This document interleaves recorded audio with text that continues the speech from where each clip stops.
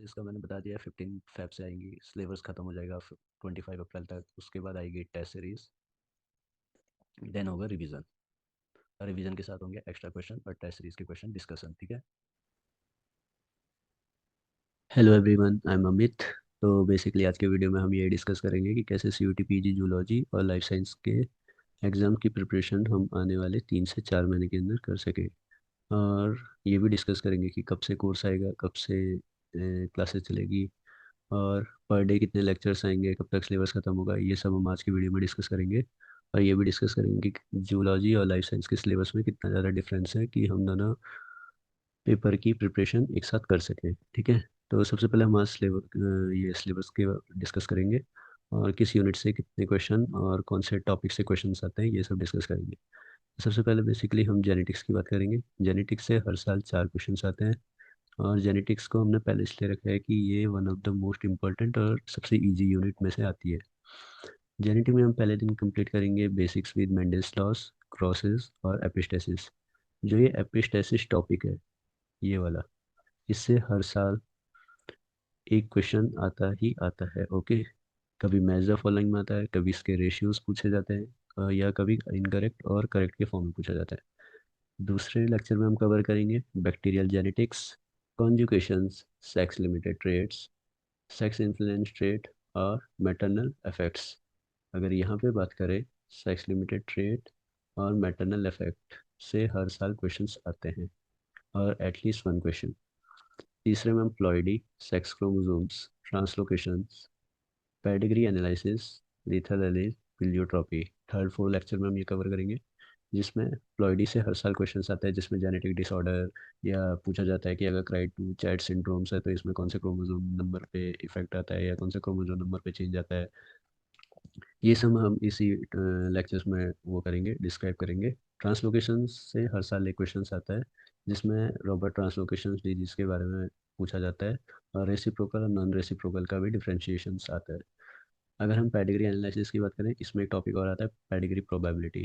Pedigree probability के numerical और pedigree analysis, इससे भी हर साल एक क्वेश्चन आता है। ये तो डिजीज से क्वेश्चन आएगा या प्रोबेबिलिटी से क्वेश्चन आएगा। पांचवें हम कवर करेंगे लिंकेज, जिसमें single crossover, double crossover, triple crossover और जीन डिस्टेंस कवर करेंगे। अब देखो, जो लिंकेज है, इससे क्वेश्चन आता है सिंगल क्रॉसओवर, डबल क्रॉसओवर और ट्रिपल क्रॉसओवर, जिसमें हम कंप्लीट रिकॉम्बिनेंट ये सब चीज़ें पढ़ते हैं, और तो रिकॉम्बिनेंट का फार्मूला ये सब चीज़ें आती है। और ये एक क्वेश्चन इससे भी पक्का रहता है, ओके। तो ये सब था जेनेटिक्स के बारे में। अब आती है बारी एनिमल डेवलपमेंट में। एनिमल डेवलपमेंट में 4 क्वेश्चन हर साल आते हैं। पहले में आता है सेक्स डिटर्मिनेशन।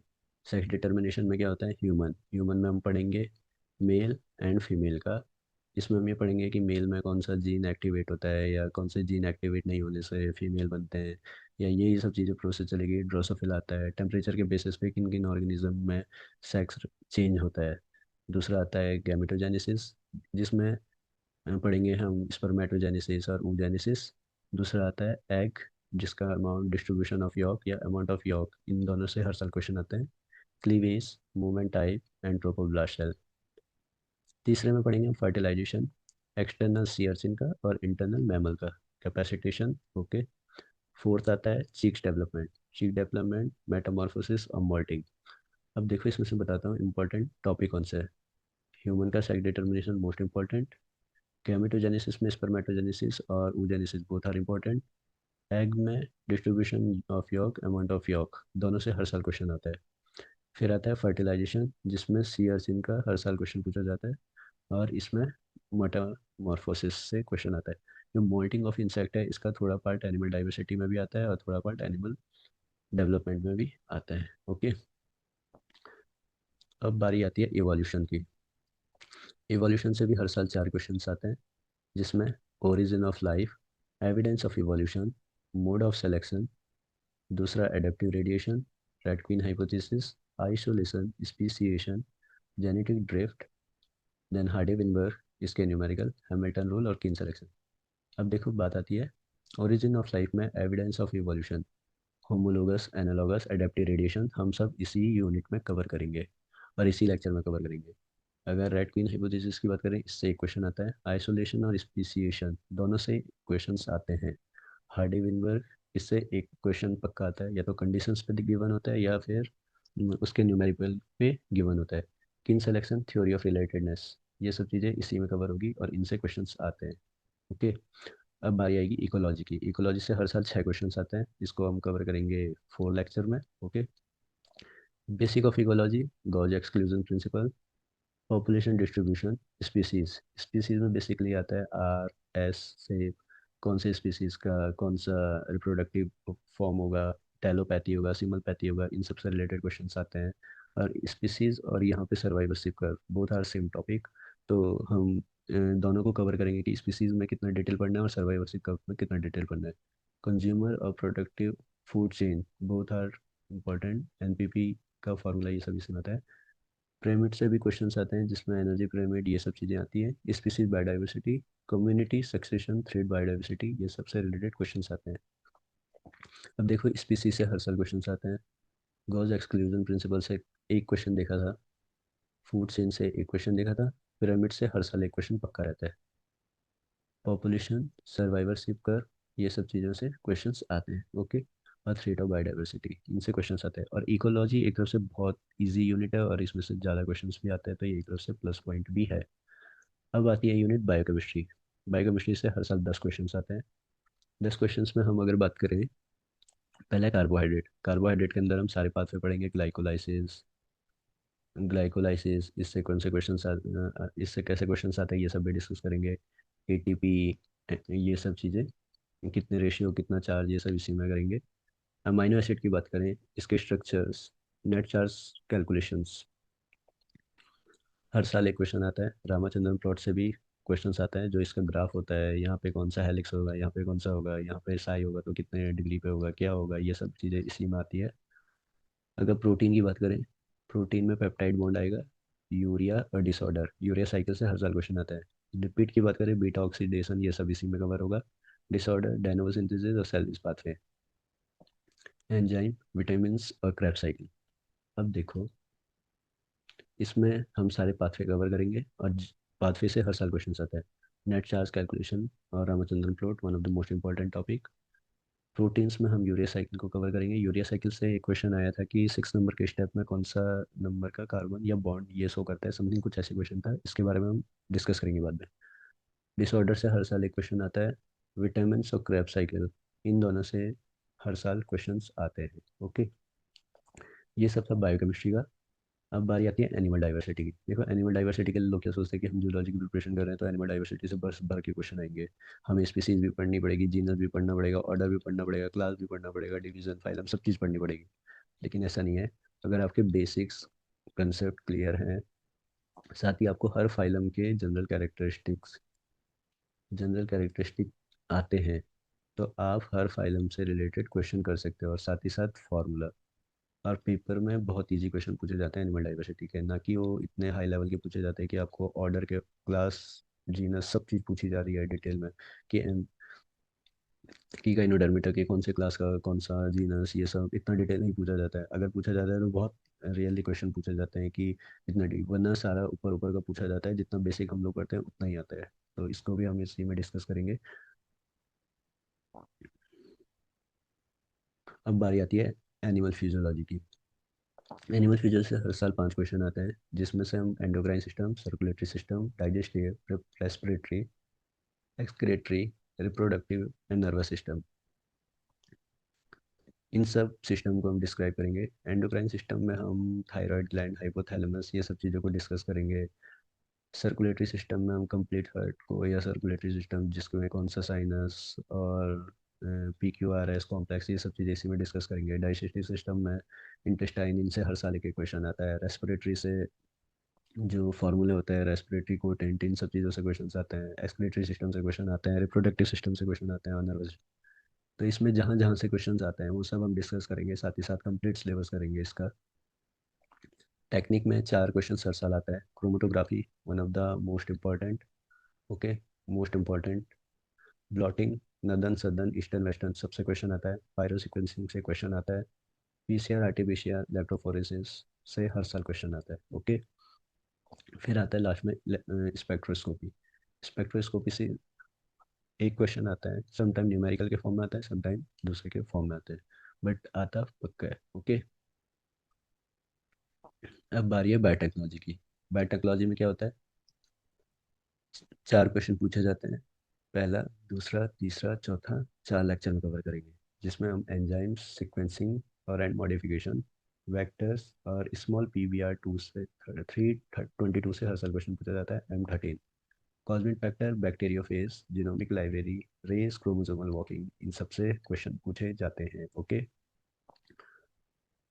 तो अब बारी आती है माइक्रोबायोलॉजी की। माइक्रोबायोलॉजी से चार क्वेश्चंस आते हैं। चार क्वेश्चन में हम बेसिक्स पढ़ेंगे। बेसिक्स में हम यही सब पढ़ेंगे कि कौन सा बॉन्ड कहाँ पे फॉर्म होता है, कौन सा एसिड क्या करता है, स्टेनिंग्स क्या होती है, ग्राम स्टेनिंग्स क्या होती है, नेगेटिव पॉजिटिव, SSRNA, DNA, ये सब चीज़ें क्या फॉर्म होती है, ये सब हम बेसिक्स में पढ़ेंगे। बैक्टीरियल न्यूट्रिशन से क्वेश्चन आता है। Culture media, bacterial growth with numerical, इससे हर साल एक क्वेश्चन पक्का आता है किसी भी MSc एंट्रेंस में, और इस बार CVT PG सारे यूनिवर्सिटी एंट्रेंस को कवर करके होगा, तो इसमें भी हर साल क्वेश्चन आता है, इस साल भी क्वेश्चन आएगा। इन्वायरमेंटल फैक्टर, बैक्टीरियल ग्रुप, तो जो लेसन 3 होगा इसमें हम environmental factor, bacterial group, bacterial toxin और एंटीबायोटिक, एंटीबायोटिक से हर साल क्वेश्चन आता है। इसका जो टेबल होता है वो बहुत इंपॉर्टेंट होता है, इसमें सब चीज़ देखी जाती है कि कौन से वायरस में कौन से एंटीबायोटिक यूज़ होती है, को क्या फॉर्म होता है, ये सब चीज़ इसी में होगी। चौथे लेक्चर में क्या होगा, वायरसेस आएंगे। Viruses, SSRNA, cloning forming units और eukaryotic virus, HIV। Cloning forming unit का न्यूमेरिकल बहुत इंपॉर्टेंट होता है, और इससे मोस्टली काफ़ी जगह क्वेश्चन आते हैं, ये सब इसमें होता है।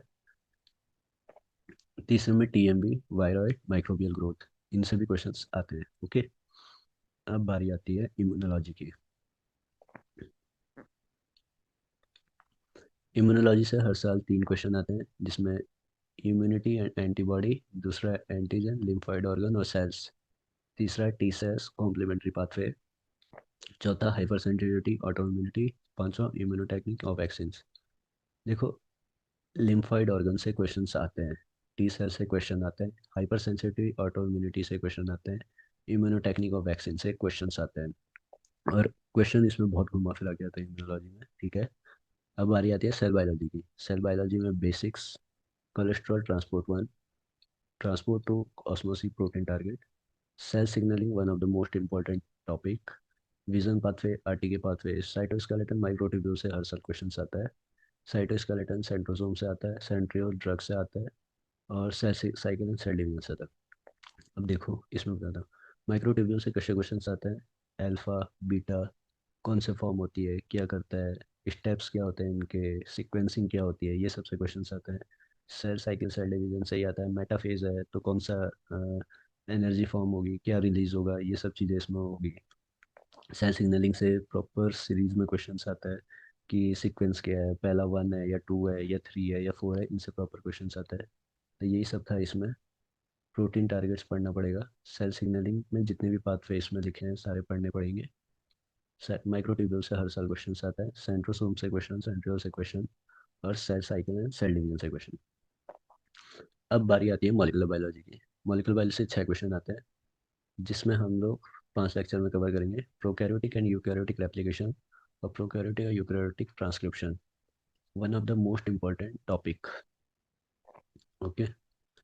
दूसरा आता है ऑटो स्प्लाइसिंग, इससे क्वेश्चन आता है, और DNA packaging as well as repair, इन सब से क्वेश्चन आता है। ओके। अब हम चलेंगे नीचे। अब देखो, यहाँ पे तक का जो भी सिलेबस था, ये जूलॉजी प्लस लाइफ साइंस का था। ओके। यहाँ पे जितना भी टॉपिक चले हैं यहाँ तक, शुरू कहाँ से करा था हमने, जेनेटिक्स से,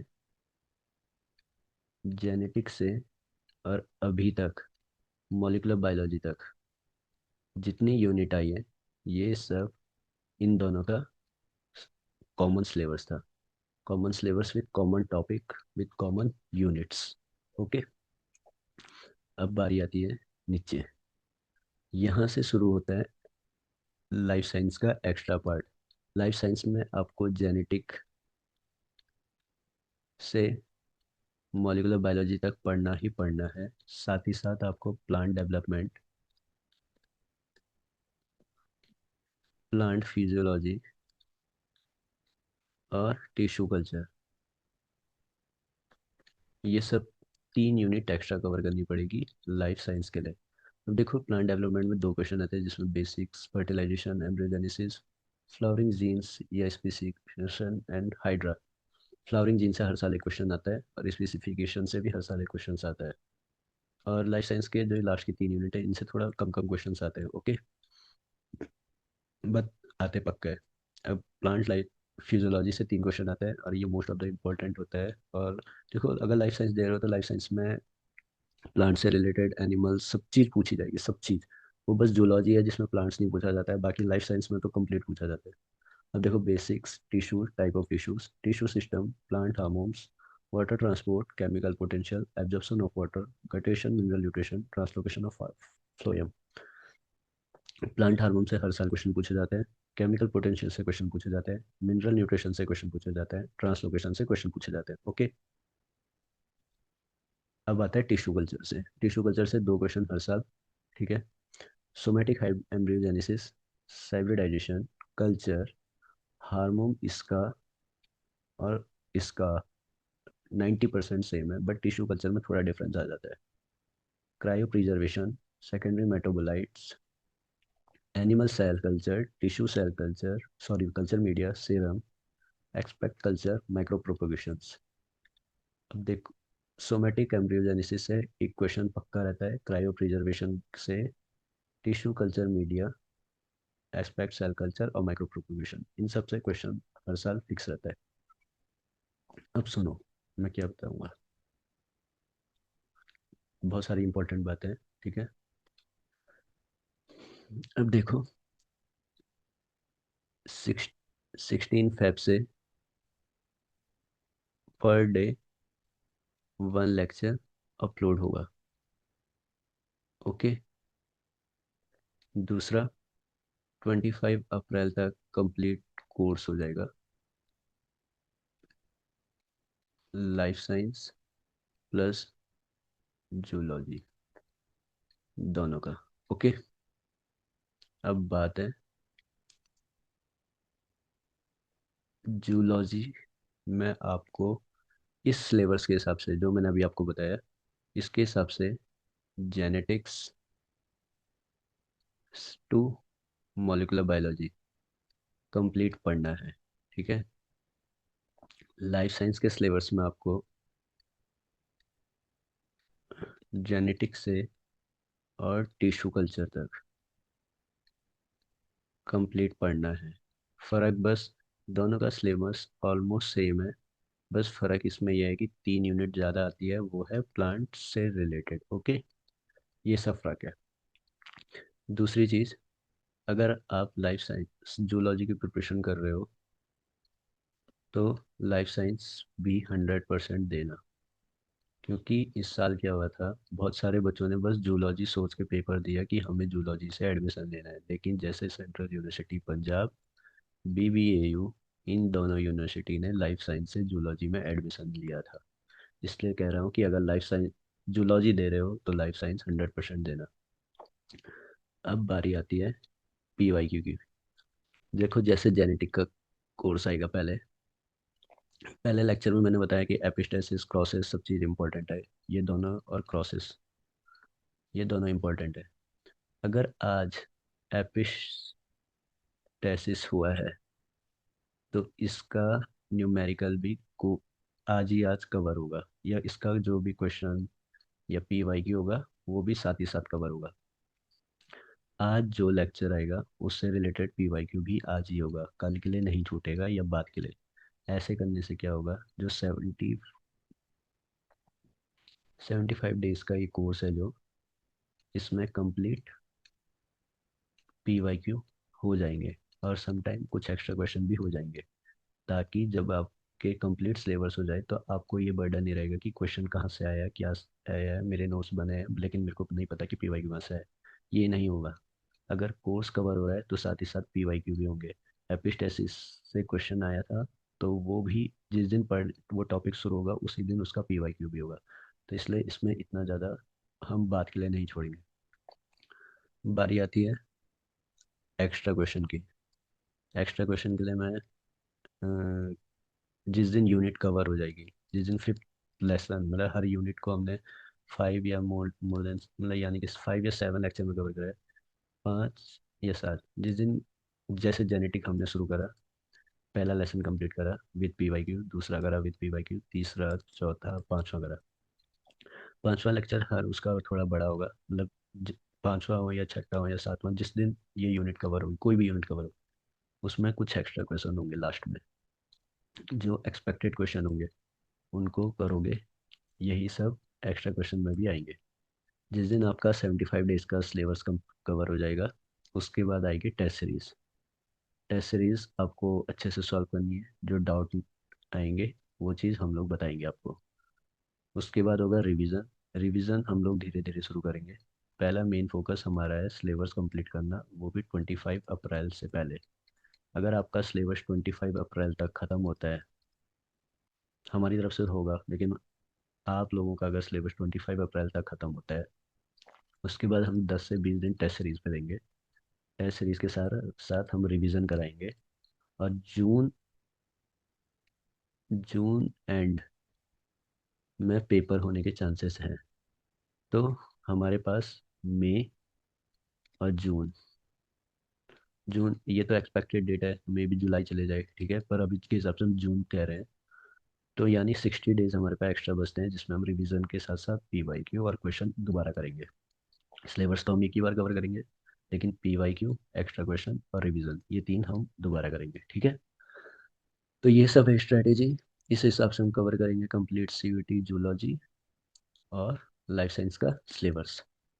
तो ये सब थी कंप्लीट प्रोसेस, क्या क्या करना है क्या नहीं करना है, यही सब चीज़ें हैं। तो अगर आपकी कोई भी क्वेरी होती है तो आप इस नीचे इस व्हाट्सएप नंबर पे आप मैसेज कर सकते हो। आपकी यहाँ पे क्वेरी पूरी सॉल्व होगी। साथ ही साथ आप